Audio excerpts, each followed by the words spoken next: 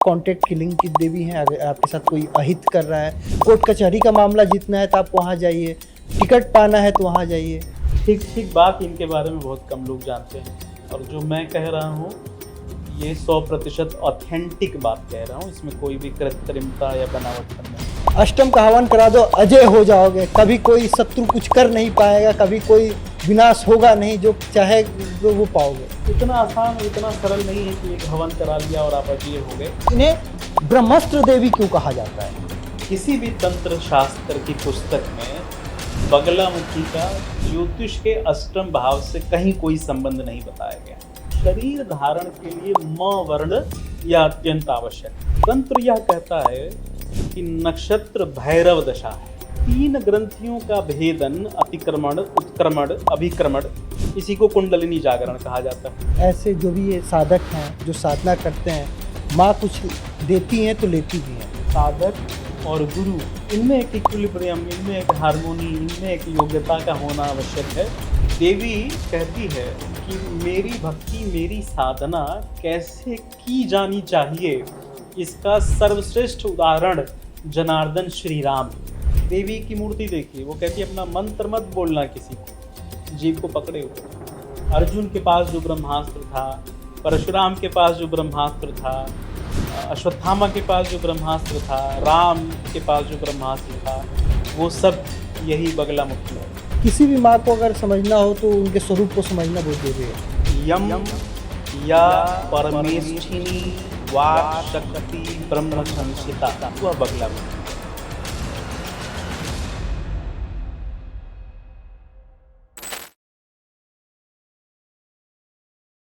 नमस्ते, मेरा नाम है ब्रजेश तिवारी और आपका एक बार फिर से स्वागत है बतकही चौक पे। महाविद्या पे हम चर्चा कर रहे हैं लगातार और हमारे साथ इस चर्चा में जो कृष्ण की भूमिका में हैं वो डॉक्टर मधुसूदन उपाध्याय जी। बहुत बहुत स्वागत है आपका।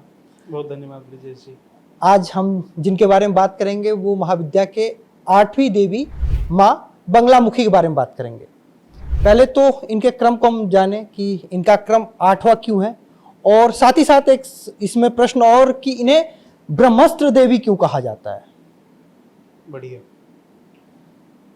कि ऐसे तो सभी महाविद्याएं बहुत निगूढ़ हैं और उनका वेद, तंत्र, आगम, पुराण, श्रुति, स्मृति, निगम सबसे संबंध निकलता है। इधर आपने देखा होगा कि बगलामुखी की चर्चा और प्रसार बहुत ज़्यादा हो रहा है और बगलामुखी को राजनीतिक महत्वाकांक्षा के लोग या ब्यूरोक्रेसी के लोग ट्रांसफ़र, पोस्टिंग, शत्रुहंता इस रूप में ज़्यादा देखने लगे हैं। अब ऐसे में ये इंटरनेट का जो जॉनर है, पॉडकास्ट वाला जो जॉनर है, उस पर बहुत सारी तरह की भ्रांति मूलक सूचनाओं का बाढ़ आ गया है। इसलिए भी ये बगलामुखी के बारे में यह प्रस्तुतिकरण बड़ा अनिवार्य है। विद्याओं का जो क्रम है ना, दरअसल इसको उत्क्रमण और अभिक्रमण से समझना होगा। यह चेतनाओं का उत्कर्ष है, यह चेतनाओं का चढ़ाव है। उसमें यह नहीं कि जो पहले है वो कोई छोटी विद्या है और जो बाद में है वो कोई बड़ी विद्या है, ऐसा नहीं। या पहले जो है वो बड़ा है और बाद में है जो छोटा है। हम नश्वर लोग हर चीज़ को तुलनात्मक रूप से अध्ययन करने के आदी हो चुके हैं। कोई बड़ा छोटा नहीं है, तत्वतः सब एक ही हैं। दूसरा कि आजकल बहुत सारे लोग हर विषय में कुंडली के भावों को लेकर के आ जाते हैं। मैंने कुछ लोगों को सुना, किसी ने क्लिप भेजी थी कि ये कितना सच है या कितना झूठ है, कि अष्टम महाविद्या बगलामुखी इसलिए है क्योंकि वो कुंडली के अष्टम भाव से संबंध रखती है। यह सरासर नितांत झूठ है, सफेद झूठ है। किसी भी तंत्र शास्त्र की पुस्तक में बगलामुखी का ज्योतिष के अष्टम भाव से कहीं कोई संबंध नहीं बताया गया है। दरअसल संपूर्ण महाविद्या ही कुंडली के सभी भावों से संबंध रखती है और चूंकि वो गूढ़ है, रहस्यमय है, इसलिए ज्योतिषी लोग कह देते हैं कि इसका अष्टम भाव से 6-8-12 से संबंध जोड़ लेते हैं। परंतु बगलामुखी का केवल अष्टम भाव से संबंध निकलता हो, ऐसा नहीं। बगलामुखी वो उस तरह से उसका हल्का चित्रण भी नहीं है, कोई दुष्ट देवता भी नहीं है जिस तरह से ये लोग ट्रांसफर पोस्टिंग और शत्रु के मारण के लिए, मतलब कई बार तो लगता है कि इन लोगों ने जैसे कोई कॉन्ट्रैक्ट किलर टाइप कॉन्ट्रैक्ट की किलर, सही बात है। गुंडी बना दिया है। मैंने देखा है लोग ऑफिसेज में चौराहों पर जब लड़ते हैं तो जो थोड़ा बहुत इसमें सुपरफिशियली जानते हो कहते हैं कि घबराओ मत, मैं तुम्हारे ऊपर बगलामुखी प्रयोग करा दूंगा। मतलब क्या है ये सब देख करके दुख भी होता है और आश्चर्य भी होता है। इसी में एक चीज़ और जोड़ देता हूँ, अभी एक वीडियो बहुत वायरल हो रहा है, हमारे मित्र हैं उन्हीं का पॉडकास्ट है, हमारे सीनियर रह चुके हैं। अष्टम का हवन करा दो, अजय हो जाओगे, कभी कोई शत्रु कुछ कर नहीं पाएगा, कभी कोई विनाश होगा नहीं, जो चाहे वो पाओगे। देखिए महाभारत कहता है कि जिस तरह से हजारों गौओं के बीच में बछड़ा अपनी माँ को ढूंढ लेता है, वैसे ही आपके किए हुए शुभ अशुभ कर्म आपको कहीं भी ढूंढ लेंगे, आप सात पाताल लोक चले जाइए। अवश्यमेव भुक्तव्यम शुभाशुभ कर्मणाम। बचने का कोई रास्ता नहीं है, कर्म ठीक करना पड़ेगा, उसके बाद ही यह सब भी काम करते हैं। आप सोचें कि मैं 7 दिन डाकू अंगुलीमाल की भूमिका में रहूं और 8वें दिन कोई हवन कर लूं और मैं अजय हो जाऊंगा। और पृथ्वी पर अजय है कौन? रावण, युधिष्ठिर, अर्जुन, भीष्म पितामह, यह नहीं अजय हो पाए तो तुम कोई 2000-5000 का हवन करा के अजय हो जाओगे? यह मूर्खता है। इन तत्वों को समझने का प्रयास करके अपने जीवन को सुंदर बनाने की कोशिश होनी चाहिए। बगलामुखी है क्या?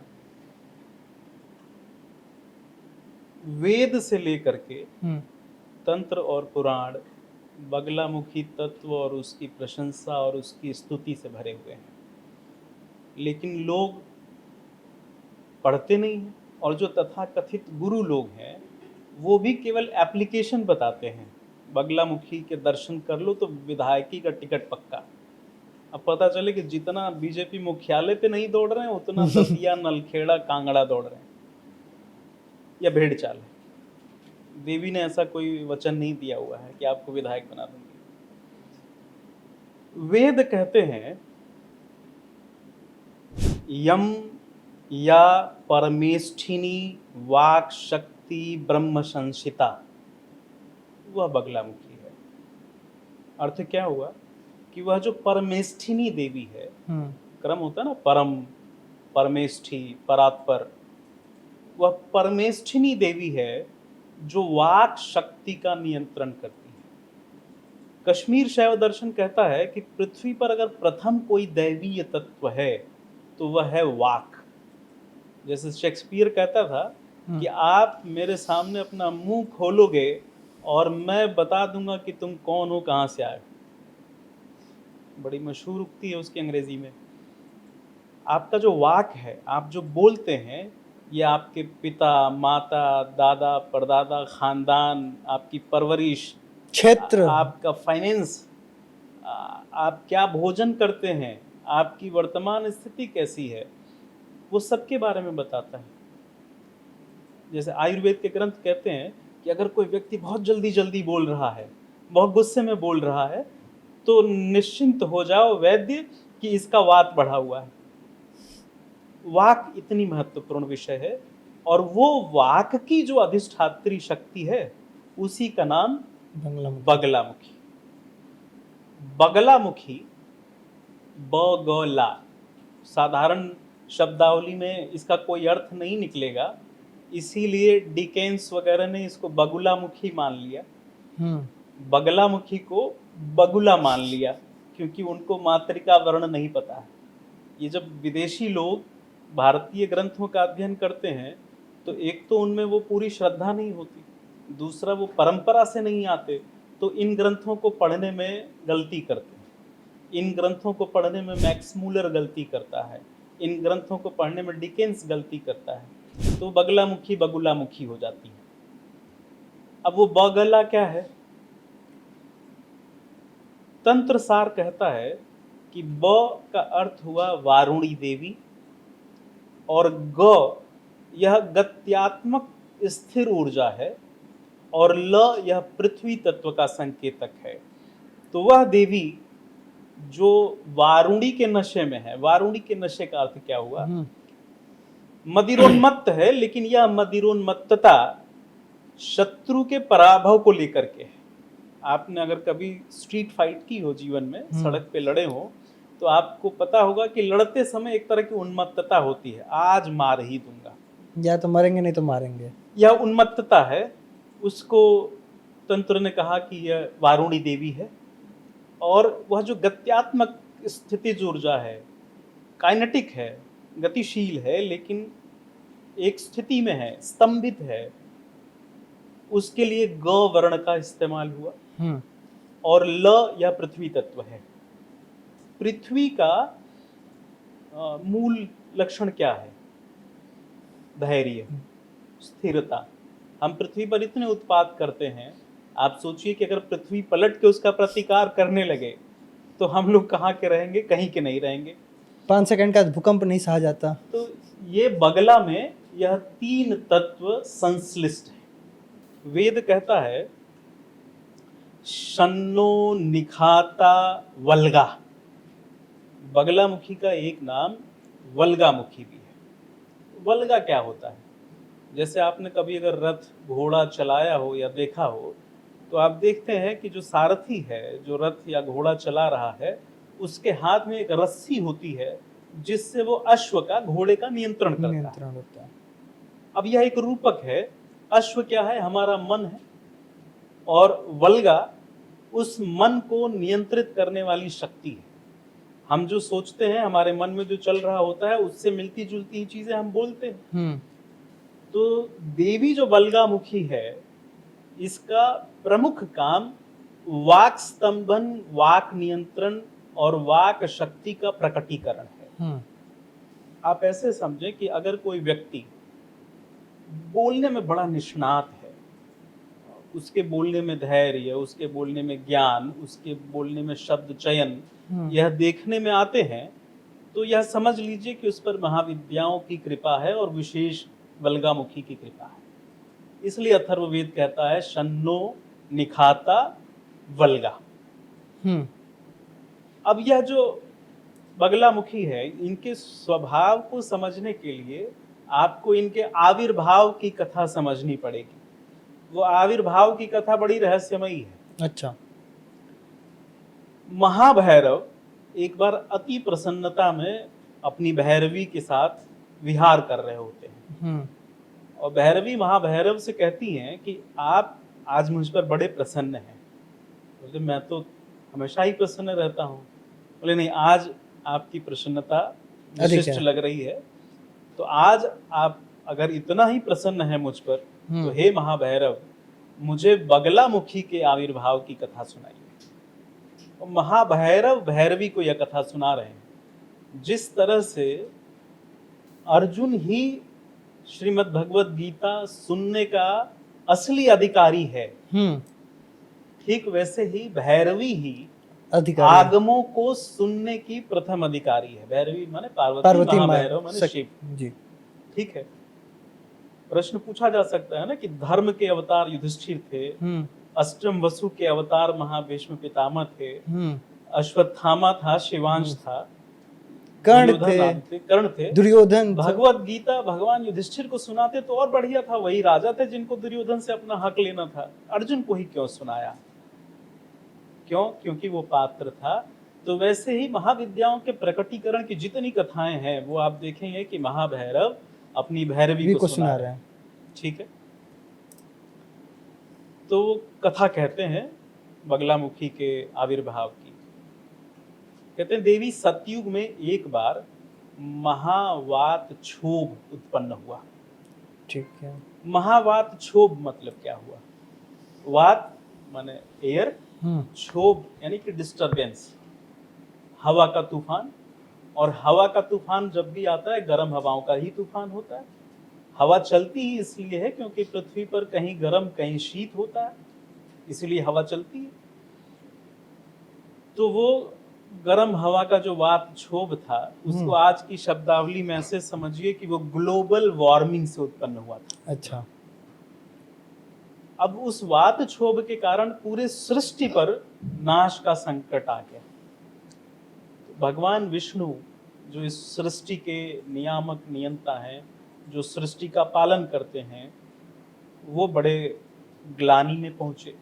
उनको लगा कि सृष्टि की रक्षा कैसे की जाए, तो भगवान शिव के पास गए। शिव ने कहा देखो इतने विचित्र अनुभव की स्थिति है, इसमें शक्ति ही सहायक हो सकती है।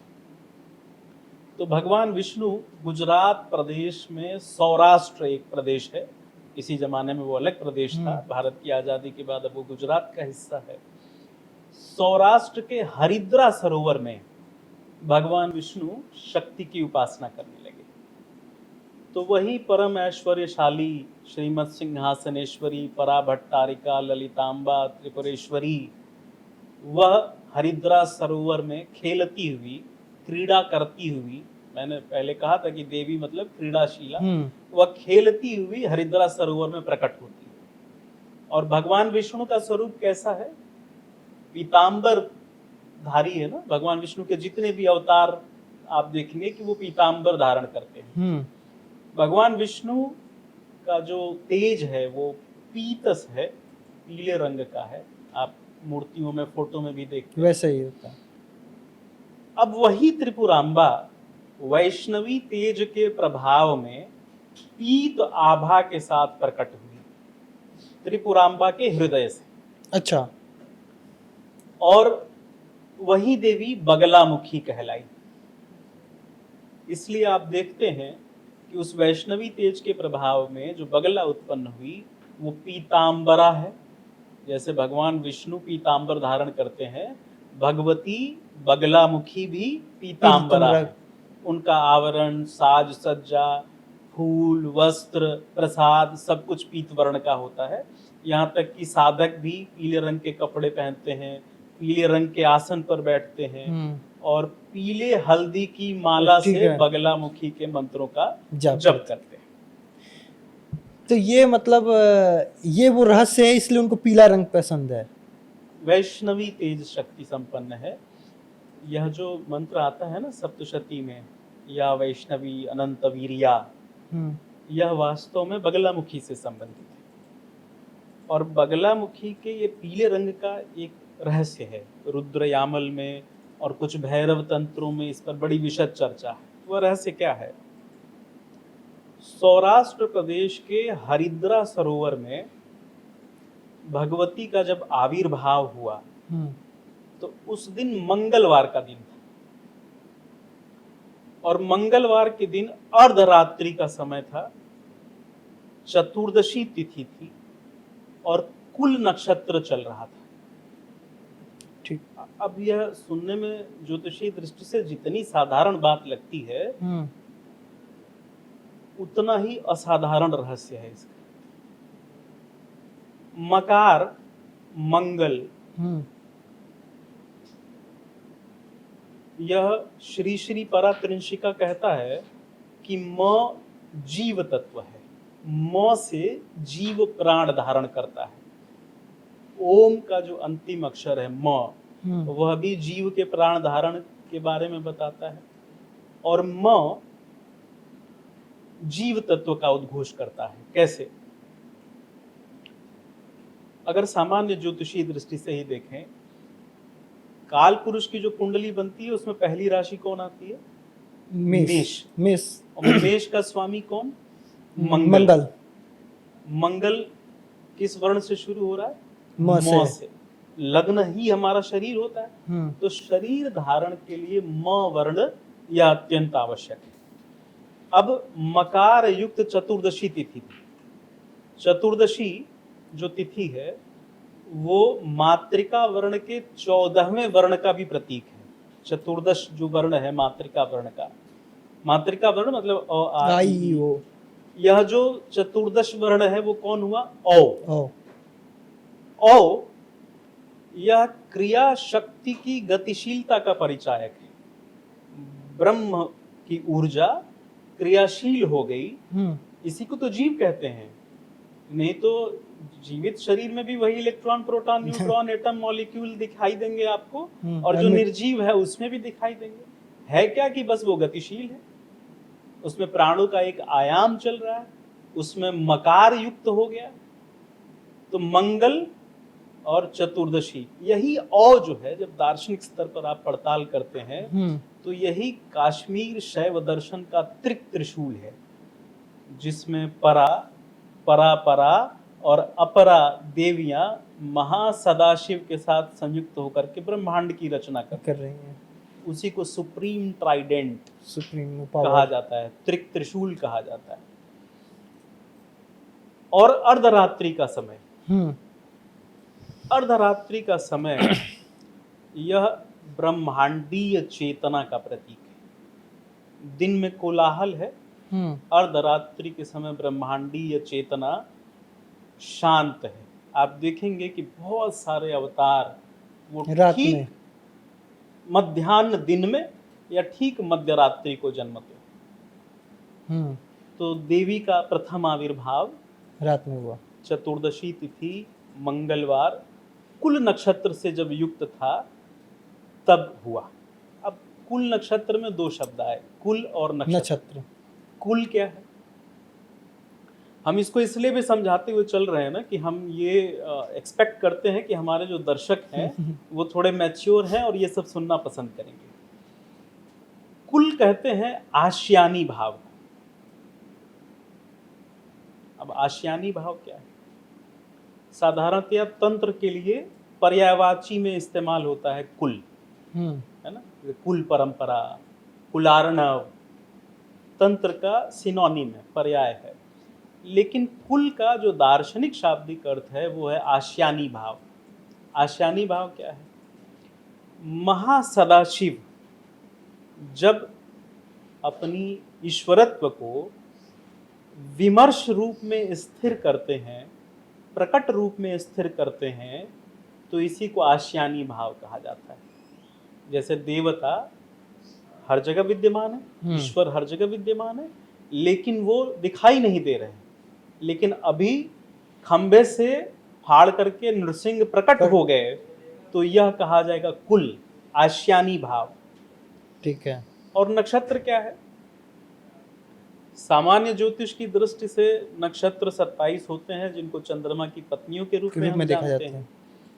तंत्र यह कहता है कि नक्षत्र भैरव दशा है। अच्छा। हर एक नक्षत्र एक विशिष्ट भैरव दशा की ऊर्जा लिए हुए होता है। तो कुल नक्षत्र का मतलब क्या हो गया? कुल नक्षत्र का मतलब ये हो गया कि वह समय जब आशियानी भाव से स्थिर माया के प्रकटीकरण के लिए ठीक ठीक ब्रह्मांडीय समय और ऊर्जा का संतुलन बना हुआ हो, उस समय सौराष्ट्र प्रदेश में देवी का जन्म हुआ, आविर्भाव हुआ। ठीक। यह तो तंत्र की दृष्टि से इसकी एक व्याख्या हो गई। इसकी एक व्याख्या योग की दृष्टि से योगी लोग करते हैं। वो क्या है? कुंडलिनी जागरण में 3 अवस्थाएं कही गई हैं, जैसे ब्रह्म ग्रंथि, विष्णु ग्रंथि, रुद्र ग्रंथि। इन 3 की हमने कभी चर्चा की थी। इन 3 ग्रंथियों का भेदन, अतिक्रमण, उत्क्रमण, अभिक्रमण, इसी को कुंडलिनी जागरण कहा जाता है। देवी की जो बाल अवस्था है वह निचले स्तर का, यानी कि प्रथम स्तर का कुंडलिनी जागरण है। ठीक है। और जब विष्णु ग्रंथि से यानी वैष्णवी शक्ति से सम्मिलित होकर के वाक निष्यंदिता परा अपरा और परा परा शक्तियों का उन्मीलन करती है, तो इसको द्वितीय जागरण कहा जाता है। देवी बगलामुखी इसी जागरण की शक्ति है। तो इसको योगियों ने कैसे समझाया कि भगवान विष्णु क्या है? वो आत्म तत्व है, और आत्म तत्व किसी ग्लानि से, किसी परेशानी से, वह परम तत्व, परम आत्म तत्व त्रिपुर सुंदरी की उपासना करते हैं। और परम आत्म तत्व की इस उपासना से प्रसन्न होकर के हरिद्रा सरोवर में, हरिद्रा सरोवर यानी योगी का हृदय, योगी का मन, वही हरिद्रा सरोवर है। उस हरिद्रा सरोवर में परम आत्म तत्व त्रिपुर सुंदरी विष्णु तत्व की उपासना से प्रसन्न होकर बगलामुखी वाग देवी को उत्पन्न करती है। तो अगर किसी बुद्धिमान व्यक्ति की बुद्धिमत्ता का परीक्षण करना हो, किसी को जीनियस मानना हो, किसी को साधक मानना हो, तो सबसे पहले ऋषियों ने उनके वाक की परीक्षा की। इसलिए भारतवर्ष में हजारों हजार बरस तक लिखने की मनाही थी। वो केवल सुन के वाचिक परंपरा चलती थी कि इसको कितना याद रह जा रहा है। तो अगर किसी की वाणी ठीक है तो यह मानिए कि उसकी साधना थोड़ी थोड़ी ठीक चली। यह यौगिक रहस्य है। इसका एक आचरण का भी रहस्य है, लेकिन वह रहस्य सार्वजनिक रूप से कहने लायक नहीं है। वो केवल योग्य शिष्यों और अधिकारियों के बीच में ही कहा जा सकता है। हमने उत्पत्ति की कहानी समझ ली, पीले रंग का रहस्य जान लिया। अब अगर माँ के स्वरूप को देखा जाए तो उन्होंने एक हाथ में गदा लिया हुआ है और दूसरे हाथ से शत्रु का जीभ को पकड़ा हुआ है। किसी भी माँ को अगर समझना हो तो उनके स्वरूप को समझना बहुत जरूरी है। जैसे आपने कहा वाक्य की देवी हैं, लेकिन वहीं पे उन्होंने शत्रु के वाक्य जिससे बोला जाएगा, शब्द जहां से उत्पत्ति होता है, जीव, उसी को पकड़ रखा है। इस स्वरूप, इस का क्या महत्व है? बहुत सुंदर। सामान्य दृष्टि से हर महादेवी को, हर महाविद्या को किसी न किसी राक्षस से भी जोड़ दिया जाता है। मधुकैटभ से, जैसे त्रिपुरा सुंदरी को भंडासुर से जोड़ दिया, कालिका को मधुकैटभ से जोड़ दिया। वैसे ही बगलामुखी के लिए एक राक्षस तैयार है। उस राक्षस का नाम है मदन। अच्छा, ये मदन वो अनंग कामदेव मदन नहीं है। मदन, यह राक्षस बड़ा अद्भुत राक्षस है और विशेष तौर से इस कथा की जो प्रासंगिकता है वो कलयुग में और भी ज्यादा है। कारण कि कलयुग में हर दूसरा आदमी मदन है। अगर अपने मन के अंदर झांक करके देखे तो ये प्रश्न उठेगा कि कहीं मैं भी मदन जैसा ही काम तो नहीं कर रहा हूं। मदन का काम क्या है? मदन, ये जो राक्षस है, ये सामान्य राक्षसों से अलग है। आप देखें अन्य सभी राक्षसों के नाम में असुर वसुर जुड़ा होता है, पता चल जाता है कि हाँ ये राक्षस है। मदन के नाम में असुर नहीं है। आप मदनासुर नहीं है, नाम से नहीं पता चलेगा कि ये असुर है, देखने से भी नहीं पता चलेगा। आइकोनोग्राफी में हम उसको दिखाते हैं कि वो हरे रंग का राक्षस है। ठीक है। मदन है क्या? मनुष्य की ही एक प्रवृत्ति है, पाखंड की प्रवृत्ति। तो सभी करते हैं। सब नहीं करते हैं, अच्छे लोग भी हैं दुनिया में, तभी धरती चल रही है। मदन का पाखंड क्या है कि वो जो बोल रहा है वो उसका मतलब नहीं है, बिना सर पैर का। और वो जो कह रहा है उसके पीछे सिर्फ उसका व्यक्तिगत स्वार्थ। ठीक है। मदन क्या करता है? बड़े बड़े ऋषि मुनियों को भ्रम में डाल देता है। मदन क्या करता है कि बोलने की शक्ति, अच्छी शब्दावली, खूब सुंदर प्रस्तुतिकरण, बहुत अच्छी डायलॉग डिलीवरी, इसके दम पे लोगों को सम्मोहित कर लेता है। लेकिन वो आध्यात्मिक नहीं है। वो, उसकी जो यात्रा है वो ईश्वर की तरफ नहीं है, वो माया के वशीभूत है। उस मदन से संपूर्ण जगत इतना वो हो गया, आक्रांत हो गया कि देवताओं ने स्तुति की, देवी प्रकट हुई और मदन का संहार किया, लेकिन उसकी हत्या नहीं की। तो जब मदन परास्त हो जाता है युद्ध में तो वो देवी से कहता है कि एक वरदान मांगूंगा मैं। तो देवी कहती है आज फिर स्मार्टनेस दिखा रहे हो, और वो भी मुझसे। कहता नहीं, एक अंतिम इच्छा मेरी बाकी है। तो बोलो क्या? तेरी इच्छा पूरी कर दूंगी। तो मदन कहता है कि मैं पूजित होना चाहता हूँ, वो भी आपके साथ। जैसे महिषासुर ने भी ये वरदान मांगा था भगवती से कि मेरी भी पूजा हो। तो आप देखते हैं वो बंगाल से लेके उड़ीसा, उत्तर प्रदेश, हर जगह जब हम देवी बनाते हैं तो महिषासुर भी बन रहा है। और हम जब देवी को कपूर आरती कर रहे हैं तो महिषासुर भी उसका एक अंश ले रहा होता है। और आजकल तो अकेले महिषासुर को ही पूजने वाले पैदा हो गए हैं। तो मदन, वो देवी के साथ उसकी जो प्रतिमा है वो संश्लिष्ट प्रतिमा है। मदन की जिह्वा और गदा दूसरे हाथ, और देवी के मुख पे क्रोध नहीं है, सौम्य देवी है ना। दाहिने हाथ से वो परपीड़यन की स्थिति में दिखाई दे रही है, लेकिन चेहरे पर उसके सौम्यता है। यह बगलामुखी। बगलामुखी का एक स्वरूप चतुर्भुजा भी है। चतुर्भुजा स्वरूप में ये गदा के साथ बस पाश और अंकुश और आ जाते हैं, जो सभी महाविद्याओं का मूल दर्शन है। जैसे मैं बार बार कहता हूँ कि पाश वो प्रवृत्ति मूलक है और अंकुश वह निवृत्ति मूलक है। तो देवी के हाथ में पाश और अंकुश का होना यह प्रदर्शित करता है कि वो अपने अनुरागी भक्त को प्रवृत्ति और निवृत्ति, भोग और मोक्ष दोनों दे सकने में सक्षम है। अब हमने स्वरूप को जान लिया, रंग को जान लिया, प्रकट की कहानी जान ली। अब किसी भी भगवती को जानना हो तो उनके अपने ग्रंथ होते हैं। जैसे हमने ब्रह्मांड पुराण से माँ ललिता त्रिपुर सुंदरी के बारे में जाना, तो अगर बंगलामुखी के लिए कौन कौन से वो प्रमुख ग्रंथ हैं, वो कौन कौन सी किताबें हैं जिसे पढ़ के समझा सकता है। और दूसरा सवाल, जब आप हमें पीछे बता रहे थे माँ त्रिपुर सुंदरी के समय, तो बताया कि 10 उंगलियों से 10 विष्णु के अवतार हुए।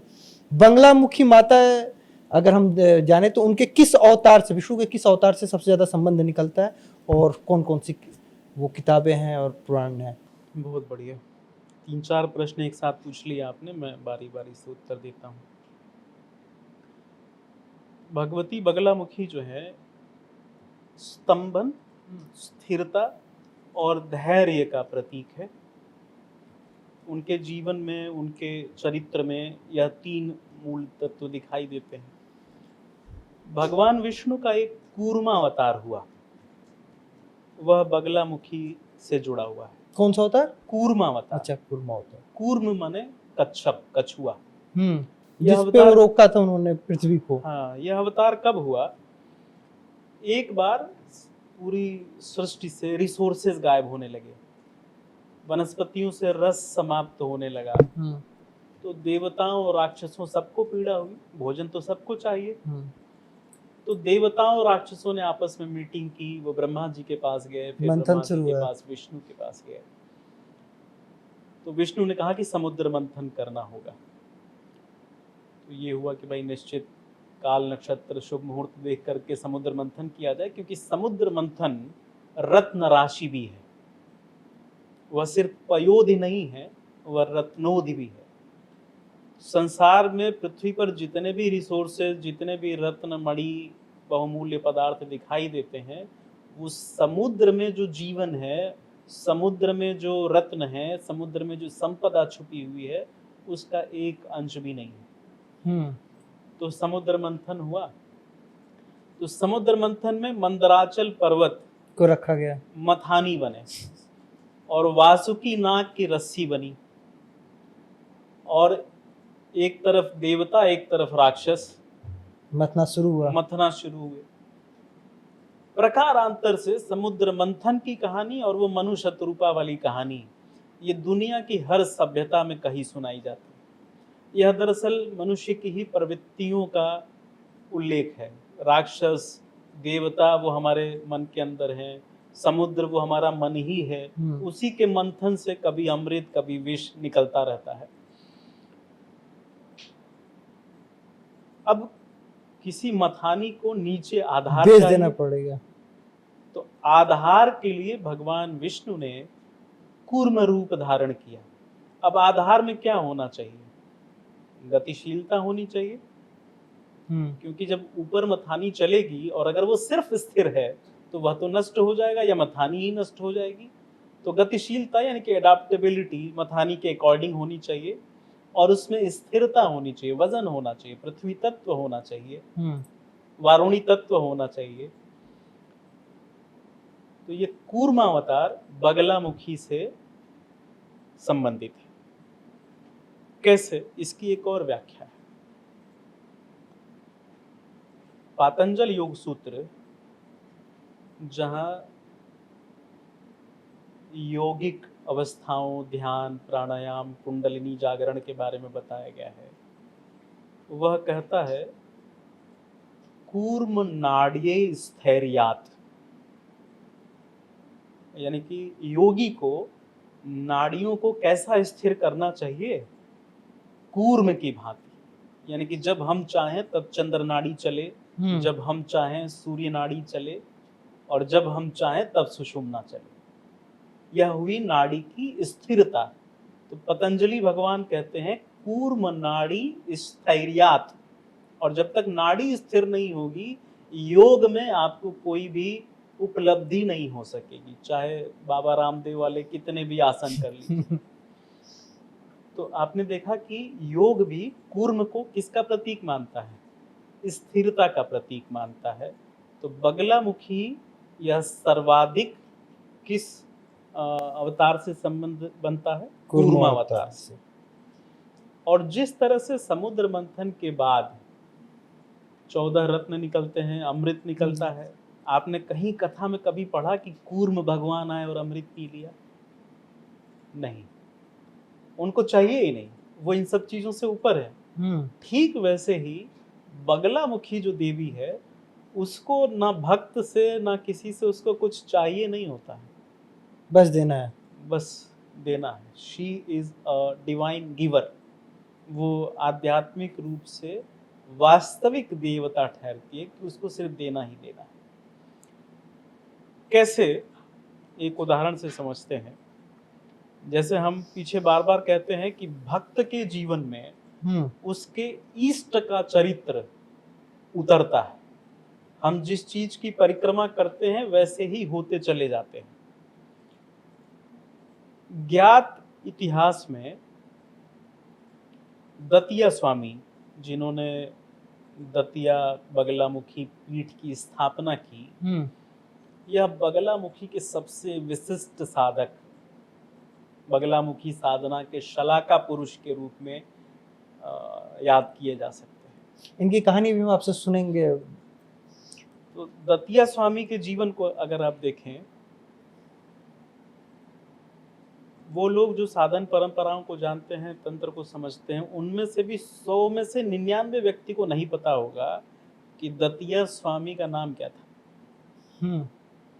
लखनऊ में कोई स्वामी रहते हैं तो उनका नाम लखनऊ स्वामी तो हो नहीं जाएगा, उनका कोई नाम होगा, लेकिन दतिया स्वामी का नाम लोगों को नहीं पता। सबको यही जानते हैं दतिया स्वामी। हाँ, दतिया तो जगह का नाम है, कोई अयोध्या स्वामी तो है नहीं।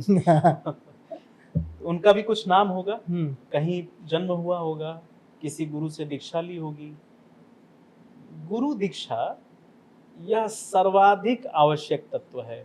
जैसे हमने बार बार कहा है, अथातो दीक्षा व्याख्यास्यामः, धर्माचरण करने के लिए दीक्षा की परम आवश्यकता है। अवतार भी जब आते हैं ना पृथ्वी पर, तो दीक्षा लेते हैं, तो वो दीक्षा लेते हैं, वो गुरु बनाते हैं। साधारण मनुष्य कहता है कि हम तो शिव जी को गुरु मान बैठे हैं, मुलाकात कब हुई तुम्हारी? जीवित गुरु का होना अत्यंत आवश्यक है। और बगलामुखी साधना में तो दतिया स्वामी कहते थे, श्री गुरु सर्व कारण भूत शक्ति। साधना में अगर कुछ भी होगा, अच्छा या बुरा, जो कुछ भी घटित होगा, उसके कारण वह केवल गुरु होंगे।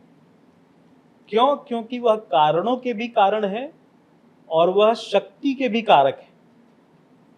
इस चीज को दतिया स्वामी ललिता सहस्त्रनाम के एक श्लोक से बड़ा बढ़िया समझाते थे। ललिता सहस्त्रनाम है जिसमें भगवती ललिता के 1000 नाम है। उन 1000 नामों में जो 713वां नाम है भगवती का, वह नाम है गुरु मूर्ति। भगवती क्या है? गुरु की मूर्ति। गुरु की मूर्ति है। वो पूरा श्लोक ऐसे है ना कि गुरु मूर्ति, गुरु माता, है ना, गुणाश्रयी। तो 713वां नाम ये कहता है कि भगवती साक्षात वो स्वयं गुरु की मूर्ति है। इस संदर्भ में एक साधक हैं, अब उनकी बड़ी आयु हो गई है, तो वो कुलार्णव तंत्र के 13वें उल्लास से एक श्लोक कहते थे। वह श्लोक हो सकता है कि मात्रा वर्ण की कहीं मुझसे गलती हो रही हो। वो श्लोक इस तरह से है, यथा घटश्च कलशः कुंभश्चैवेकार्थे तथा गुरुश्च देवश्च मंत्रश्च एकार्थः। तब जिस तरह से कलश कहो, घट कहो, कुंभ कहो, वो एक घड़े के बारे में ही बता रहे होते हैं, ठीक वैसे ही गुरु, मंत्र और देवता, यह तीनों अभेद हैं। इन तीनों में कोई भी नाम लो, वो बात एक ही एक ही है। है। यह बगलामुखी साधना का क्रक्स है कि सब कुछ गुरु पर निर्भर है। और आजकल उल्टा हो रहा है, लोग पॉडकास्ट पे और इंटरनेट पे पढ़ के कुछ भी अरे वहीं से करते रहते षोडशी मंत्र और वो सब मंत्र का जब शुरू हो जा रहा है। अच्छा, एक ये है, आप बता रहे हैं दतिया स्वामी के बारे में, तो लाल वर्मा है, उत्साद अल्दिल्ला खान है, एक इनकी बहुत दिलचस्प कहानी है, वो क्या है? कि दतिया स्वामी जो थे ना, आपके प्रश्न पर आने से पहले मैं थोड़ा सा दतिया स्वामी के बारे में प्रकाश डाल दूं। ठीक ठीक बात इनके बारे में बहुत कम लोग जानते हैं, और जो मैं कह रहा हूँ ये 100% ऑथेंटिक बात कह रहा हूँ, इसमें कोई भी कृत्रिमता या बनावटपन नहीं है। दतिया स्वामी का जन्म उत्तर प्रदेश के पूर्वांचल में सरयू और गंगा के बीच के दोआबा में हुआ था। अच्छा, दोआबा। ठीक है। और इनकी जो ननिहाल थी दतिया स्वामी की, इनकी ननिहाल वाराणसी के रामनगर के पास एक गांव में थी। क्योंकि अपने निकटतम लोगों से बात करते हुए दतिया स्वामी यह बार बार उल्लेख करते हैं कि मैं बचपन में माँ के साथ रामनगर की रामलीला देखने जाता था। तो माँ के साथ कोई मेले में कहाँ जाता है? ननिहाल में जाता है। ननिहाल में। अपने वहाँ तो बाबा, दादा, चाचा, ताऊ, पिताजी के साथ जाते हैं, भाइयों के साथ जाते हैं। माँ के साथ ननिहाल में मेले में जाता है आदमी। मैं भी गया हूँ ननिहाल वाले मेले में माँ के साथ। और दतिया स्वामी कहते हैं कि रामलीला का मेला घूमने देखने के बाद मैं अपनी माँ के साथ किले के अंदर वाले हनुमान जी के दर्शन करने जाता था बचपन में। रामनगर किले में जो हनुमान जी हैं, वैसे हनुमान जी पूरे संसार में कहीं नहीं हैं। बड़े जागृत देवता हैं, और वह जो प्रस्तर मूर्ति है वो इतनी स्पष्ट बनी है कि उसमें आपको हनुमान जी के रोए तक दिखाई दे जाएंगे। अच्छा। रामनगर किले का जो हनुमान मंदिर है। दतिया स्वामी को उत्तर भारत में प्रकट रूप में पहली बार 1929 में दतिया के पास एक छोटा सा सरोवर है, सीता सरोवर, वहां पर देखा गया। अब 1929 में जब दतिया स्वामी सरोवर के पास दिखाई देते हैं तो वो दंडी सन्यासी के रूप में दिखाई देते हैं। और भारतीय सन्यास परंपरा से परिचित लोग ये जानते होंगे कि केवल ब्राह्मण ही दंडी सन्यासी हो सकता है। बाकी 3 वर्ण के लोग वो सन्यासी नहीं हो सकते, दंडी सन्यासी नहीं हो सकते। ऐसा क्यों? यह परंपरा से, ये मठान्नाय अनुशासन में है कि दंड धारण करने का अधिकार ब्राह्मण सन्यासी को है। ठीक है। तो यह निश्चित हुआ कि वह पूर्वांचल के थे, बनारस के पास रामनगर में उनकी ननिहाल थी, और वह जन्म से ब्राह्मण थे।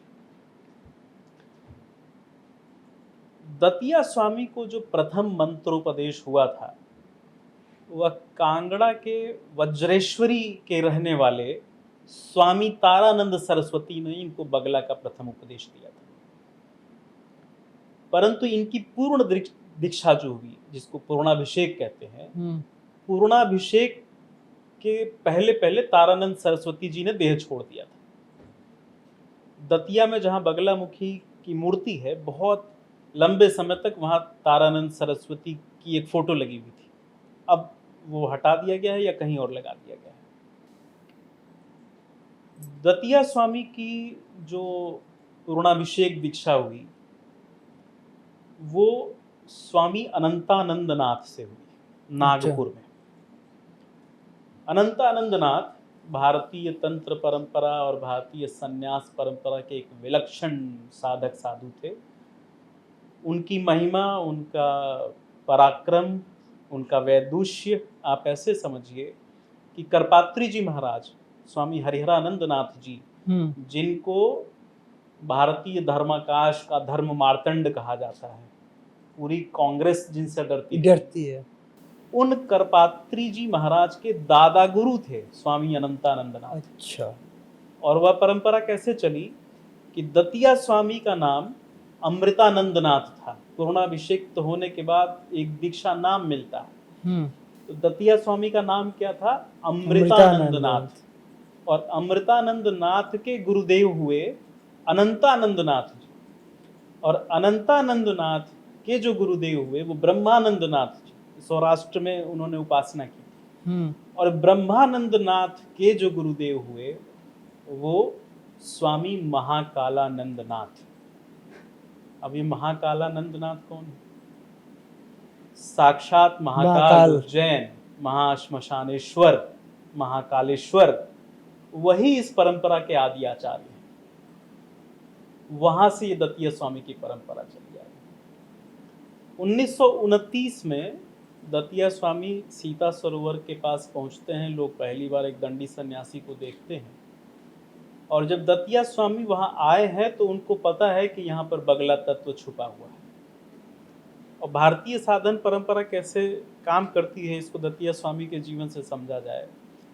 जब ब्रह्म और छात्र शक्ति यानी ब्राह्मण का ब्रह्म तेज और क्षत्रिय का छात्र बल, यह जब संयुक्त होते हैं तभी इस पृथ्वी पर कुछ बड़ा होता है, सुंदर घटित होता है। यही बात भीष्म पितामह ने महाभारत में भी कही है।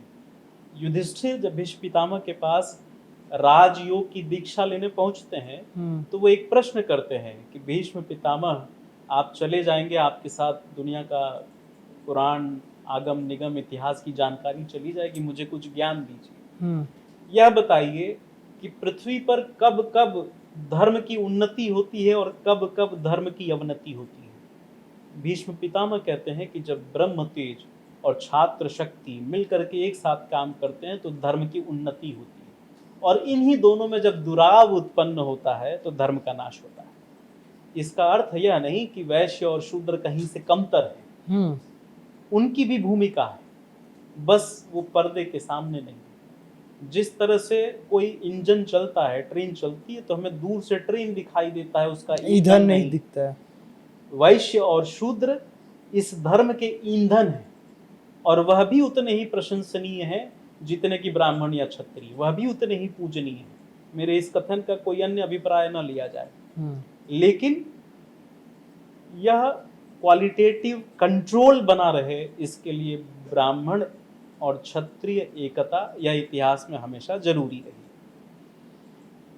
तो दतिया में 1929 में जब ये पहुंचते हैं तो वहां बुंदेला राजा दतिया नरेश गोविंदजू देव का शासन चल रहा होता है।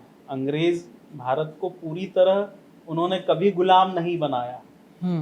वो एक तरह से टोकेनिज्म था। भारत में अनेकों स्वतंत्र रियासतें रही और अनेकों ऐसी जगह हैं। भारत का बहुत बड़ा क्षेत्रफल ऐसा रहा जहां अंग्रेजों की सत्ता प्रकट रूप में, प्रत्यक्ष रूप में कभी नहीं रही। केवल दिल्ली पर कंट्रोल कर लेना वो पूरे भारत की गुलामी नहीं है। मैं ऐतिहासिक दृष्टि से जो बात कह रहा हूँ वो सच कह रहा हूँ।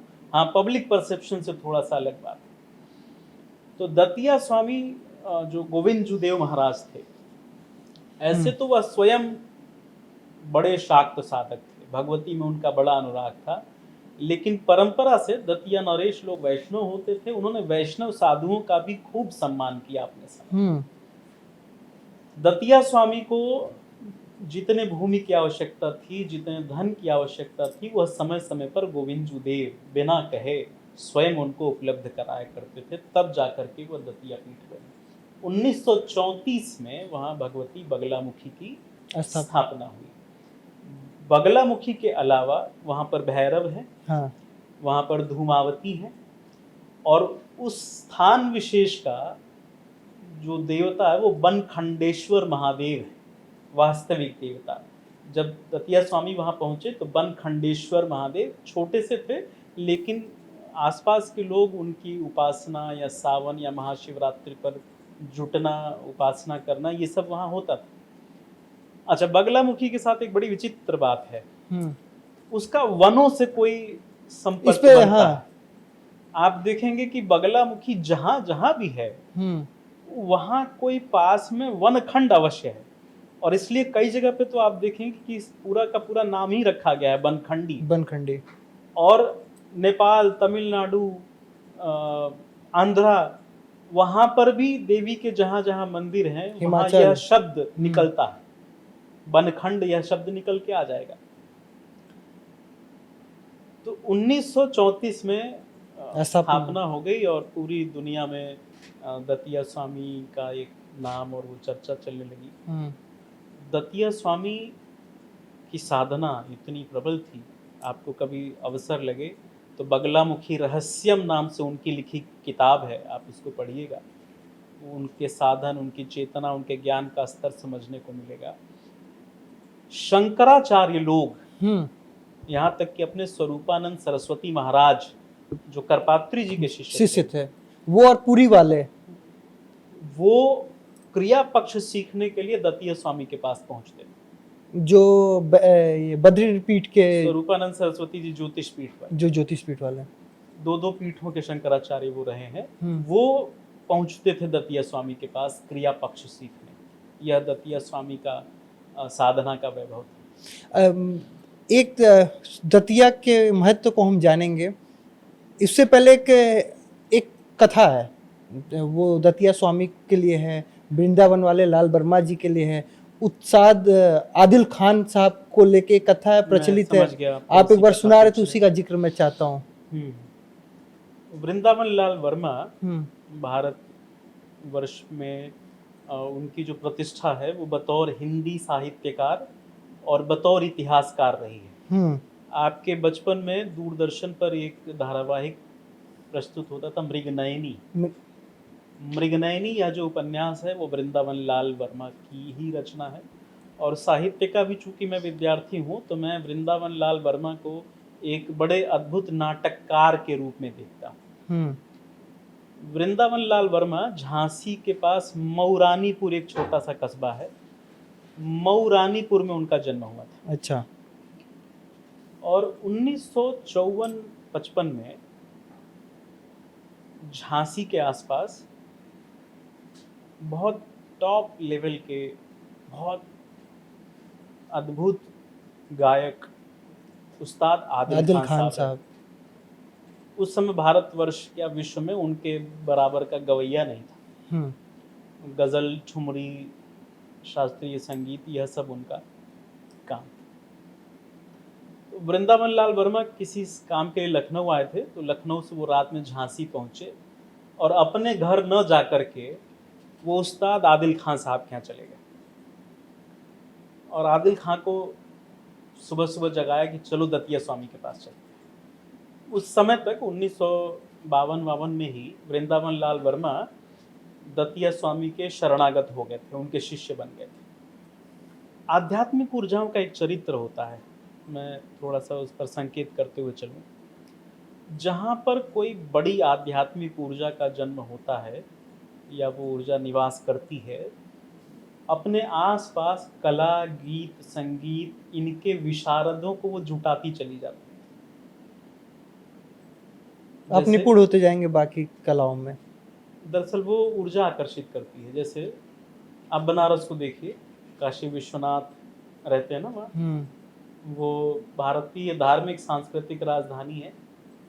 कहते हैं कि काशी एक महायंत्र है और किसी भी समय वहाँ 3000 कलाकार, गायक, चित्रकार होते ही होते हैं। क्यों? क्योंकि यह राजधानी का चरित्र है कि वह कलाविदों से घिरी रहेगी। यही कथा उज्जैन की है, यही कथा द्वारका की है, यही कथा कांची की है और यही कथा उस समय के दतिया की है। तो ये दतिया और झांसी, ये कुल पहाड़, महोबा, मऊरानीपुर, हमीरपुर और वो सब ओरछा, यह जो इलाका है, यह दतिया स्वामी के समय कलाविदों से घिरा रहता था। और दतिया स्वामी अपने यहाँ मंदिर में एक वार्षिकोत्सव करते थे, उसमें तो ये लोग लालायित रहते थे कि इस बार किसको बुला रहे हैं। पंडित जसराज से लेके उस्ताद अलाउद्दीन खान, आमिर खान, सब धर्म, भाषा, क्षेत्रवाद से परे ये सब दतिया में जुटते थे। तो वृंदावन लाल वर्मा इनको जगाते हैं, उस्ताद आदिल खान को, और 1954-55 में किसी रोग के प्रभाव से उस्ताद आदिल खान की आवाज चली गई थी। तो ये लोग दतिया पहुंचते हैं तो देखते क्या है कि स्वामी मोढ़े पर बैठे हुए हैं और जैसे ठेठ भोजपुरिया आदमी एकदम तसल्ली में सूरती बनाता है, खैनी बनाता है, वैसे वो खैनी बना रहे होते हैं। वृंदावन लाल वर्मा दंडौत करते हैं, बैठ जाते हैं। आदिल खां हाथ जोड़ते हैं, बैठ जाते हैं। उनके धर्म में दंडवत की मनाही है। स्वामी बात कर रहे होते हैं वृंदावन लाल वर्मा से, और उनकी दृष्टि जो है वो भेद रही होती है आदिल खां साहब को। आदिल खां साहब अपने स्मरण में कहते हैं, ऐसा लग रहा था जैसे बाबा मुझे चीर देगा। और बात हो रही है वृंदावन लाल वर्मा से। वृंदावन लाल वर्मा परिचय देते हैं कि ये आदिल खां साहब हैं और बड़े गवैया, और इनकी आवाज चली गई है। दतिया स्वामी आधी सुरती खुद खाते हैं खैनी, और आधी आदिल खां साहब के हाथ में पकड़ा। कहते हैं, उस्ताद राग बागेश्वरी में कुछ सुनाइए। बागेश्वरी एक बड़ा महत्वपूर्ण राग है। संगीत के जानकार लोग कहते हैं कि बागेश्वरी सुबह सुबह का राग है, और ये पृथ्वी को परलोक से जोड़ने का सांगीतिक माध्यम है। बड़ा सुंदर भी है बागेश्वरी। तो वो खखारते हैं, कुछ बोल नहीं पाते हैं। उनको तो ये इत्मीनान है कि मेरी तो आवाज़ चली गई। स्वामी जोर से उनको डांटते हैं, गाइए। पंडित रेवाराम तिवारी इस घटना के प्रत्यक्षदर्शी, उन्होंने अपनी पुस्तक में लिखा है कि उस्ताद आदिल खान अपने ज़िंदगी की सबसे खूबसूरत गज़ल गाते हैं कि जो अब भी न हुई एतबार उल्फत मुझ पर, तो मैं समझूंगा कि मेरी जात में ही कमी है। बहुत शानदार गाते हैं। उनके दोनों आँखों से गंगा जमुना बहने लगती हैं। कहते हैं, स्वामी अब शरण में ले लीजिए। मैं इतने पास होकर के प्रकाश पुंज के आज तक की इस कृपा से वंचित था। वृंदावन लाल वर्मा का मैं पैर पकड़ूं कि नाक रगड़ूं, उनका कितना एहसान मुझ पर। आज शरण में ले लीजिए। शरण में ले लीजिए का मतलब मंत्र दान कीजिए। तो स्वामी पूछते हैं, आदिल मुसलमान हो ना? बोलते हैं, हाँ मुसलमान हूँ। बोले, अरबी में मंत्र लोगे कि संस्कृत में? मैं दोनों देने में सक्षम हूँ, तुम बताओ। तो महाराज अब ये तो आप बताएंगे। आदिल खां साहब को मातंगी मंत्र का उपदेश होता है, और उसके बाद करीब 12 वर्ष आदिल खान जिंदा रहे और 12 वर्ष गाते रहे। मरने के साथ ही उनकी आवाज़ शांत हुई। ये दतिया स्वामी का पराक्रम और प्रभाव। दतिया स्वामी योग को समझते थे, शास्त्रों को समझते थे, ब्रह्मांडीय ऊर्जा के साथ वो खेल सकते। अब जैसे उनके जीवन की मैं एक घटना बताऊं आपको। अपने साधना के समय में दतिया स्वामी, स्वामी अमृतानंद नाथ, यह मध्य प्रदेश के नेमावर में जाते हैं। अब अगर आप कभी मध्य प्रदेश में नेमावर जाएं, तो नेमावर में सिद्धनाथ मंदिर है। ये दौसा उसमें पड़ता है, देवास जिले में पड़ता है। इंदौर के पास देवास जनपद है, वहाँ पर नेमावर है, वहाँ पर सिद्धनाथ मंदिर है। सिद्धनाथ मंदिर, श्रुति कहती है कि ब्रह्मा के मानस पुत्र सनक सनंदन सनातन सनत कुमार ने सिद्धनाथ मंदिर बनवाया था। वहाँ पर जो शिवलिंग है वो इतना प्राचीन है, सत्ययुग का है। सनक सनंदन सनातन सनत कुमार द्वारा स्थापित है। सिद्धनाथ मंदिर में जो शिवलिंग है उसकी एक बड़ी विशेषता है। एक निश्चित ऊंचाई से अगर उस शिवलिंग पर नर्मदा का जल गिराया जाए तो शिवलिंग से प्रणव की ध्वनि, ओमकार की ध्वनि सुनाई देती है। अच्छा, आश्चर्य है ना। देवास में सिद्धनाथ का मंदिर हो गया, वहां पर अन्य भी देवताओं के, हनुमान, राम, भैरव के भी मंदिर बने हुए हैं। और दूसरी तरफ रिद्धनाथ का मंदिर है हड़िया ग्राम में। दतिया स्वामी को जब ब्रह्मास्त्र विद्या का पुरस्चरण करना था, तो उन्होंने सिद्धनाथ, जो सनक सनंदन सनत कुमार का बनवाया हुआ है, और रिद्धनाथ, जो कुबेर का बनाया हुआ मंदिर है, उन दोनों के बीच की जगह चुनी, नर्मदा के किनारे। तो ये जो नेमावर है मध्य प्रदेश का, वो दरअसल नर्मदा की नाभि है। ठीक है। नर्मदा का पुराणों से और तमाम देवताओं से, सूर्य आदि से संबंध, शिव से संबंध हम सब जानते ही हैं। कोई स्थान किसी नदी की नाभि कैसे हो सकती है?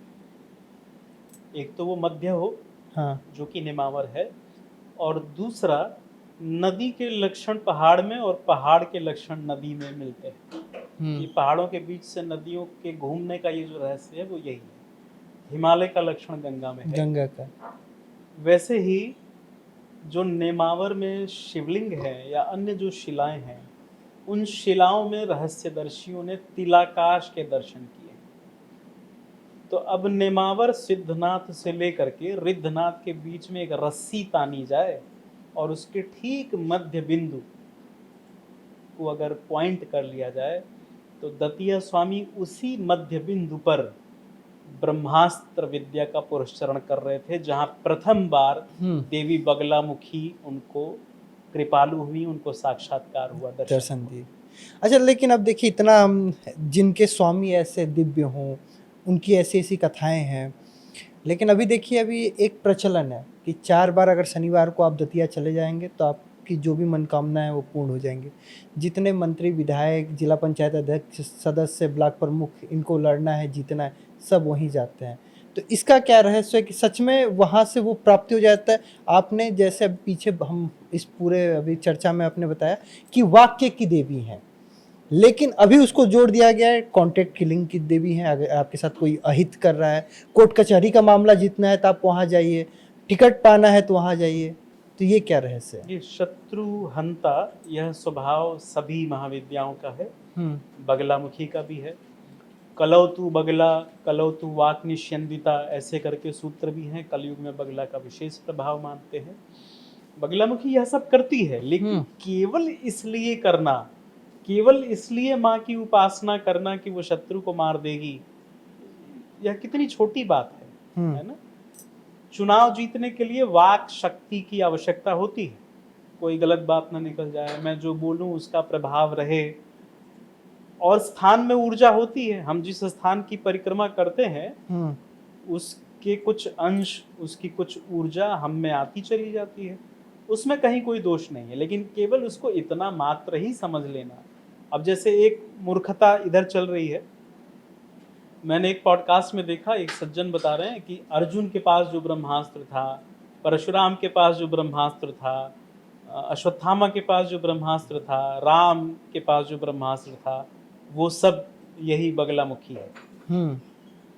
वो ब्रह्मास्त्र को रामानंद सागर और महाभारत वाले चोपड़ा जी का सीरियल देख करके उन्होंने ब्रह्मास्त्र के बारे में राय बनाई हुई है। ब्रह्मास्त्र है क्या?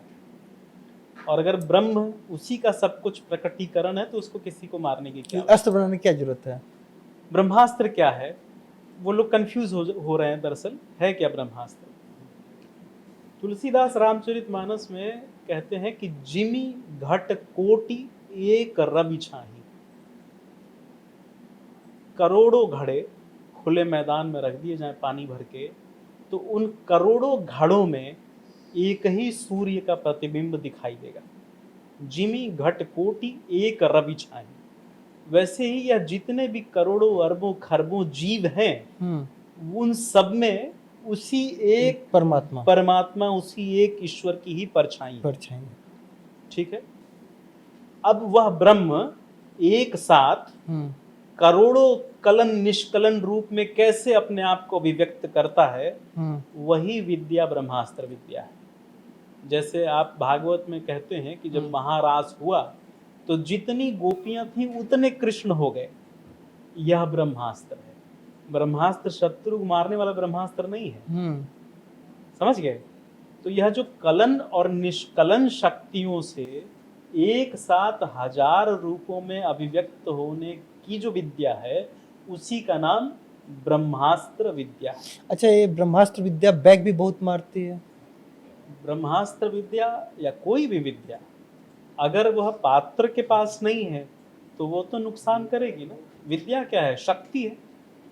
अयोग्य व्यक्ति को शक्ति दे दीजिए। आप अपने घर के किसी अयोग्य सदस्य को धन खर्च करने की शक्ति दे दीजिए, नुकसान हो जाएगा। यही हाल विद्याओं का है। इसमें कहा जाता है कि जो ऐसे जो भी ये साधक हैं जो साधना करते हैं, माँ कुछ देती हैं तो लेती भी हैं। नहीं, माँ तो क्या लेगी। हाँ, उसमें ये है कि साधक और गुरु, इनमें एक इक्विलिब्रियम, इनमें एक हार्मोनी, इनमें एक योग्यता का होना आवश्यक है। नहीं तो ये ऊर्जा ऐसी है कि वो आपको नुकसान कर देगी। जैसे आपका ITR 20 करोड़ का नहीं है और आपके घर में 30 करोड़ रुपया पकड़ा जाए, आपको जेल होगी ना। ठीक वैसे ही अगर पात्रता नहीं है, शुद्धता नहीं है, देखिए बगला है क्या, बगला तत्व है क्या, सर्व शुद्ध वैष्णवी जो विद्या है, इसके बीज मंत्र को जरा ध्यान से देखें। बीज मंत्र क्या है? ह्लीम, है ना। ह यह शिववाची है और उसमें लम किसका बीज है? पृथ्वी का बीज, पृथ्वी तत्व है। उसको आधार मिल गया, स्थिरता मिल गई, यही बगलामुखी है। अब ये बगलामुखी के जितने भी मंत्र हैं उसमें मुख्य तत्व व बीज है, एक अक्षर वाला। बाकी सब तो प्रार्थना मात्र है कि शत्रु को मारो, उसका मुंह बंद करा दो, यही सब तो है मंत्र। मंत्र यही है। वो 36 अक्षर का मंत्र जो महामंत्र है, उस मंत्र की बड़ी प्रतिष्ठा है। देवता, गंधर्व, किन्नर तक उसकी उपासना करते हैं, वो अद्भुत मंत्र है। लेकिन उसका भी मुख्य जो क्रक्स है वो ह्लीम है। ऐसे ही जो बगला ब्रह्मास्त्र माला मंत्र है, वो 666 अक्षर की विद्या है। साधना में एक बड़े ऊंचे स्तर पर गुरु शिष्य को उसका उपदेश करते हैं, उसकी विधि निषेध बताते हैं। वह अद्भुत विद्या है। लेकिन अगर कोई व्यक्ति केवल मारण मोहन और विधायकी और ट्रांसफर, ठेका, पट्टा पाने के लिए करता है तो इसे तो मूर्खता कहा जाएगा। ये तो बिल्कुल ऐसी बात हुई कि आपकी मित्रता हो जाए प्रधानमंत्री नरेंद्र मोदी से और कहते रोड बनवा दो और आप नरेंद्र मोदी को फोन करें, भैया एक इंदिरा आवास दे दीजिए। आपको जब भगवती ने इस लायक समझा है, प्रकृति ने इधर कुछ मन अनुराग दिया है, तो आप बड़ी चीजें लीजिए ना। अच्छा, हमने दतिया के बारे में जिक्र किया। 3 प्रमुख मंदिरों का जिक्र किया जाता है, एक पीताम्बरा, एक दतिया और तीसरा नानखेड़ा। इन तीनों, हमने दतिया की कहानी सुनी और बाकी 2 अर्जुन से भी संबंध, पांडवों से संबंध बताया जाता है नानखेड़ा का। ये जो कांगड़ा वज्रेश्वरी है, इसको पीताम्बरा भी कहते हैं, बनखंडी भी कहते हैं, ये बड़ा प्राचीन है। वहाँ पर बगलामुखी अपने शुद्ध मुक्त स्वरूप में विराजमान है। दंत कथा यह कहती है कि रावण से युद्ध के ठीक पहले हनुमान जो है ना, ये तंत्र की दृष्टि में आचार्य हैं। अच्छा, हनुमान शिवांश तो है ही, वो भैरव भी हैं।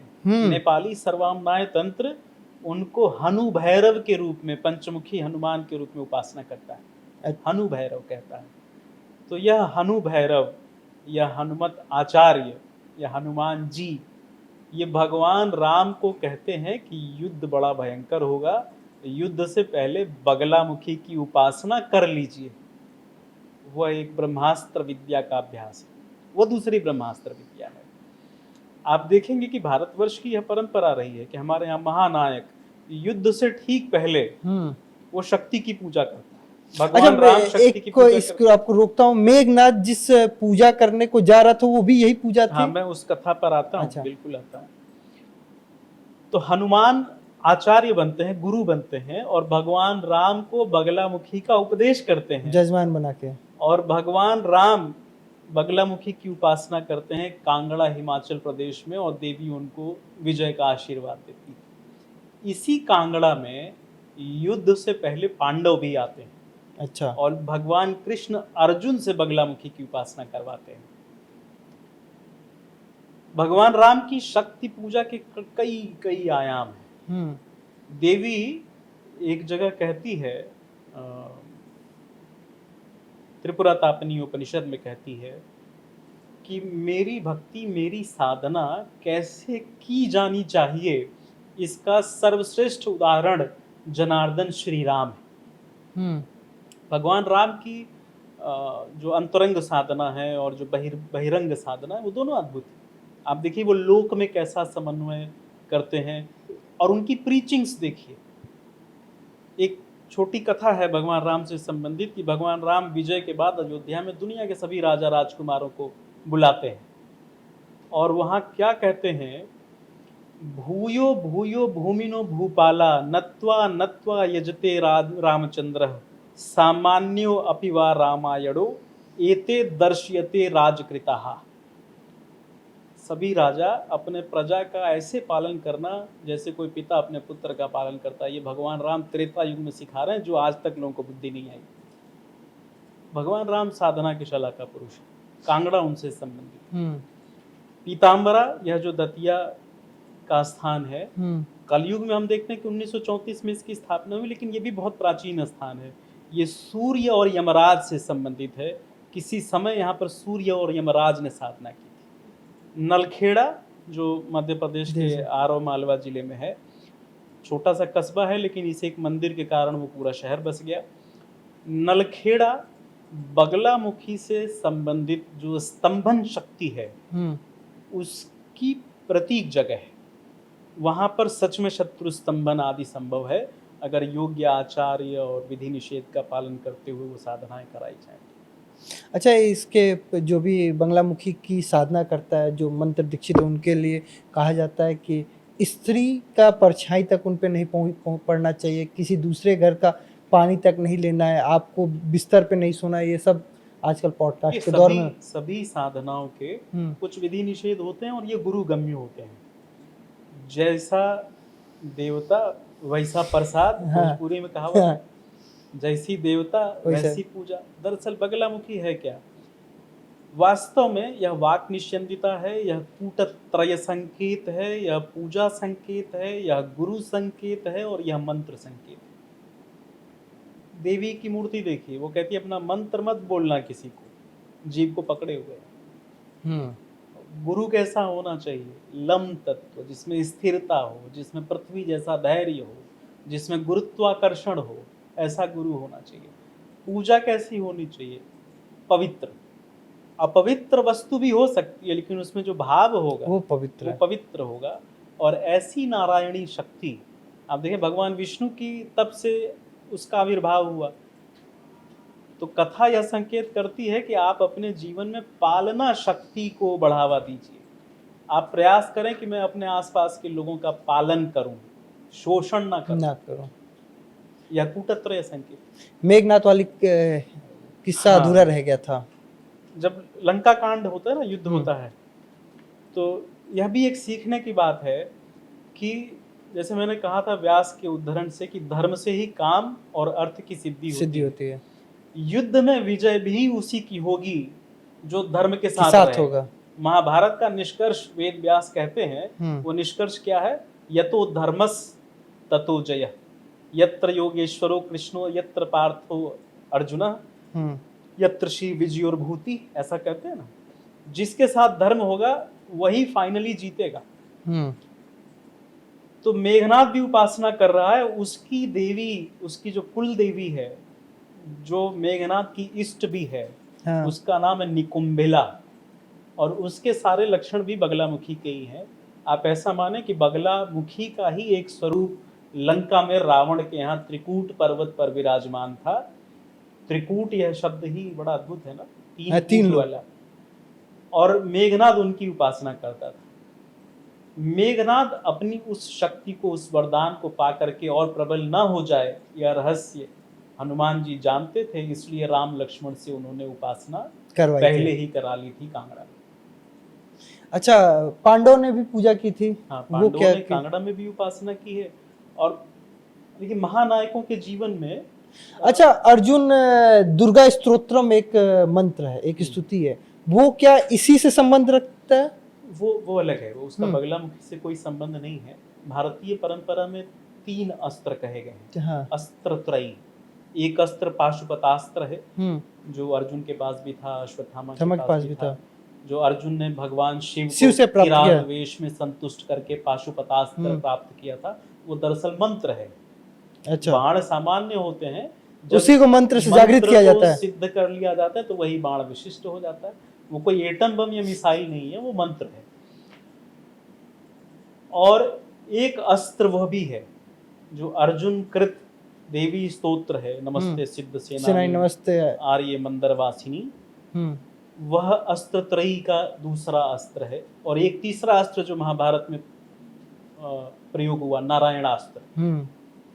नारायणास्त्र, उसकी विशेषता, आपने अगर बी.आर. चोपड़ा का महाभारत देखा हो, उसको पीछे हटाने का एक ही तरीका था कि आप उसके सामने झुक जाइए, आप लड़ के नारायणास्त्र को नहीं परास्त कर सकते। अश्वत्थामा जब ये देखता है तो वो हतभाग चिल्लाता हुआ भागता है वहां से, ये तो स्वयं नारायण युद्ध करने आए हैं। तो इन अस्त्र त्रयी की भारतीय ऐतिहासिक पौराणिक संदर्भों में ये कई जगह आते हैं। पाशुपतास्त्र से भगवान शिव ने अनेकों युद्ध किए हैं, वो उसमें आता है। उसका बगलामुखी से संबंध है, बगलामुखी का संबंध ब्रह्मास्त्र से। हम जैसे भी त्रिपुर सुंदरी माता पे बात कर रहे थे, तो आपने उनका बताया था उनके महाविनायक हैं, तो हर देवी के अपने विनायक हैं, तो ऐसे ही बगलामुखी के कौन विनायक हैं, उनकी क्या कहानी है? हल्दी जो है ना, हल्दी का जो रंग होता है वही बगलामुखी का रंग है। हल्दी टर्मरिक, ये डिवाइन है, ये कोई सांसारिक चीज़ नहीं है। हम चूँकि हमें आसानी से उपलब्ध है, इसलिए हम देवताओं के परोपकार को भूल जाते हैं। वो दैवी है, हरिद्रा। देवी के जो गणपति हैं, उनका नाम हरिद्रा गणपति है। और देवी के जो भैरव हैं वो एक वक्त्र मृत्युंजय है।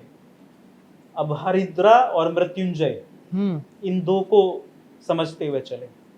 हरिद्रा सबसे ज्यादा एंटी कैंसरस प्रॉपर्टी रखने वाली चीजों में से एक है। यानी कि वो कर क्या रही है, सेल्यूलर लेवल पे, डीएनए के लेवल पे कंट्रोल करती है। वो भी एक तरह से वाक का नियंत्रण है। हरिद्रा गणपति का प्रमुख काम क्या है? यह पीला रंग योगी के चित्त को प्रदर्शित करता है। हरिद्रा गणपति उस चित्त का स्थायी भाव होना चाहिए, इसलिए उनके गणपति का नाम हरिद्रा गणपति। एक चल्ला की नानखेड़ा में अष्टक हवन कराइए, और जो मैंने अभी आपसे पहले ही पूछा था, आप अजय हो जाएंगे। अष्टक हवन क्या ऐसा है कि किसी को भी कराना चाहिए? कोई भी है कि वो जाके अष्टक हवन करा के और अजय हो जाए, शत्रुओं पे विजय पा ले? इतना आसान नहीं है। दरअसल वो जो अष्टक की बात कर रहे हैं, उनको शास्त्र का ज्ञान नहीं है। बगलामुखी अष्टोत्तर शतनाम स्तोत्र, और इसी की एक हवनात्मक पद्धति है। वह शत्रु विजय के लिए की जाती है ना। आपको सच में कोई शत्रु परेशान कर रहा है और आप सच में परेशान हो रहे हैं, ऐसा ना हो कि कहीं आप ही ना दुष्ट व्यक्ति हो। क्योंकि हम बगलामुखी के मंत्र में ये नहीं कहते हैं कि मेरे शत्रु, हम कहते हैं सर्व शत्रु नाम सर्व दुष्टा नाम। और पता चले कि तुम ही दुष्टता कर रहे हो तो देवी तुमको भी नहीं छोड़ेगी। तो इतना आसान और इतना सरल नहीं है कि एक हवन करा लिया और आप अजय हो गए। वो बगला अष्टोत्तर शतनाम स्तोत्र है, उसकी एक हवनात्मक पद्धति है, उससे हवन कराना चाहिए, देवी का आशीर्वाद लेना चाहिए। लेकिन ये जो शॉर्टकट चलते हैं ना, मैं इसके थोड़ा सा खिलाफ रहता हूँ कि बस यही कर लिया और कुछ करने की आवश्यकता नहीं। आयु और उपासना, पुण्य का बल, यह नित्य कमाने वाली और नित्य खोने वाली चीज। एक सवाल और आखिरी में चलते चलते, कि अगर देखा जाए किस ग्रह का सबसे ज्यादा प्रभाव बगलामुखी माता से है? सुंदर, जैसे पीला रंग है ना, तो आप पीले रंग में देखिए राम, लक्ष्मण, बलराम, अनंत। पृथ्वी का रंग, बृहस्पति का रंग। बृहस्पति देखिए ग्रहों में सबसे विशाल है, भारी है, और उनके आसपास भी एक वात क्षोभ चलता रहता है, गैस का वलय चलता रहता है। बगलामुखी से सर्वाधिक संबंध बृहस्पति का निकलता है। आप देखेंगे, अगर जन्म कुंडली में इसके लक्षणों को खोजने का प्रयास किया जाए, बगलामुखी के जो सच्चे साधक होते हैं, ये वनडे वाले नहीं कि बस आज कर लिया और विधायक बन गए, ये वाले नहीं। जो सच में बगलामुखी के साधक हैं, उनकी जन्म पत्रिकाओं में बृहस्पति का संबंध या तो वृश्चिक राशि से निकलता है या कुंभ राशि से निकलता है। ऐसा मैंने 70-75% बगलामुखी के उपासकों की जन्म पत्रिकाओं में देखा है। इसका अर्थ क्या हुआ? वृश्चिक वह गुप्त विद्या की राशि है, क्योंकि वो कालपुरुष कुंडली का अष्टम भाव है, और अष्टम बृहस्पति, वृश्चिक का बृहस्पति, ये बृहस्पति की सर्वश्रेष्ठ पोजीशन होती है, क्योंकि वो वहां से अपनी उच्च राशि कर्क को पूर्ण दृष्टि से देखते हैं। और कुंभ क्यों? मानवीय इच्छाओं को काल पुरुष कुंडली के एकादश भाव से देखते हैं, हमारी जो कामनाएं हैं। तो कुंभ में बृहस्पति का जाना वो पीताम्बरा से हमें कहीं ना कहीं जोड़ देता है। बहुत सारे साधकों की दीक्षा तब प्रारंभ होती है जब बृहस्पति का गोचर शनि के ऊपर से या बृहस्पति का गोचर कुंभ राशि के ऊपर से हो रहा होता है ना। तो बृहस्पति से सर्वाधिक संबंध निकलता है बगलामुखी। तो बहुत बहुत धन्यवाद आज समय देने के लिए और माँ बगलामुखी पे चर्चा करने के लिए। अगला चर्चा अगर आपको सुनना हो तो अगला चर्चा हम माँ कामाख्या पे करने वाले हैं। उसके लिए हमारे साथ जुड़े रहिएगा और ये वीडियो आपको कैसा लगा उसे कमेंट करके बताइएगा। मुझे दीजिए इजाजत, नमस्कार। This video is sponsored by Ram Ram Group of Companies, co-sponsored by Nature House and Bhaiya Ji Silver Coated Ilachi.